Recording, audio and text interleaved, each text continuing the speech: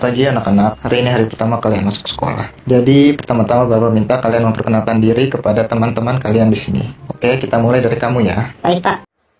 Assalamualaikum warahmatullahi wabarakatuh. Perkenalkan, nama Saudara Sapira dengan NPM 22411181, kelas manajemen 22C.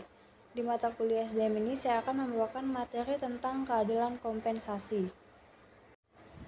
Baik, yang pertama, apa yang dimaksud dengan keadilan kompensasi? Dalam dunia kerja, kompensasi adalah imbalan yang diberikan kepada karyawan sebagai bentuk penghargaan kepadanya karena telah membantu pengembangan perusahaan.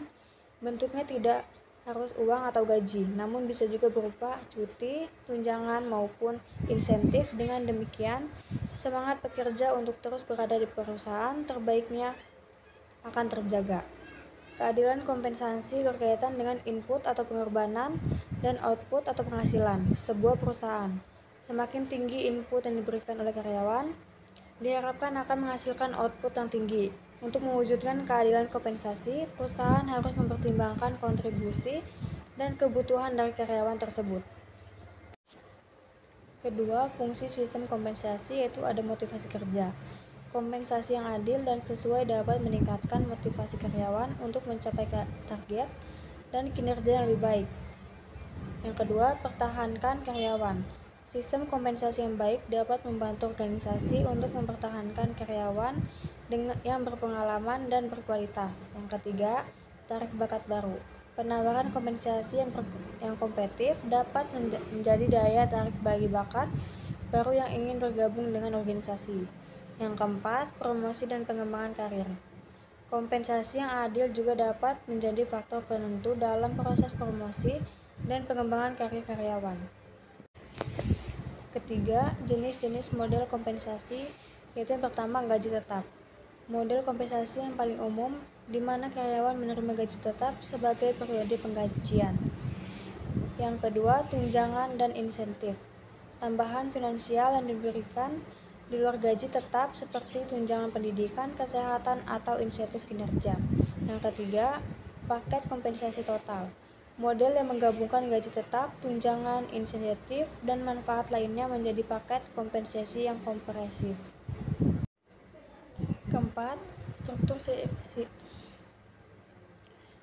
Struktur sistem kompensasi yaitu yang pertama, job evaluation, penilaian terhadap setiap posisi pekerjaan dan pengelompokan berdasarkan skala dan tingkat kepentingan.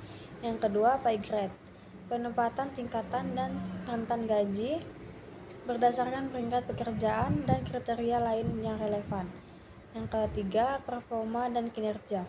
Kinerja individu dan kontribusi terhadap organisasi menjadi faktor dalam menentukan besaran kompensasi. Yang keempat, pengembangan karir. Pendidikan, sertifikat, dan pengalaman kerja bisa mempengaruhi peningkatan gaji dan pengembangan karir karyawan.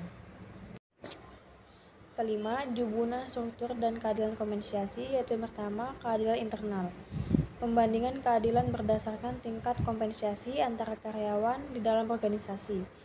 Yang kedua, keadilan internal. Pembandingan keadilan berdasarkan tingkat kompensasi dengan organisasi sejenis di dalam industri yang sama. Yang ketiga, keadilan proses, ketertiban dan transparansi dalam sistem pengambilan keputusan terkait kompensasi. Keenam, pentingnya memahami keadilan kompensasi yaitu ada tingkat kepuasan karyawan, tingkat motivasi, tingkat produktivitas karyawan.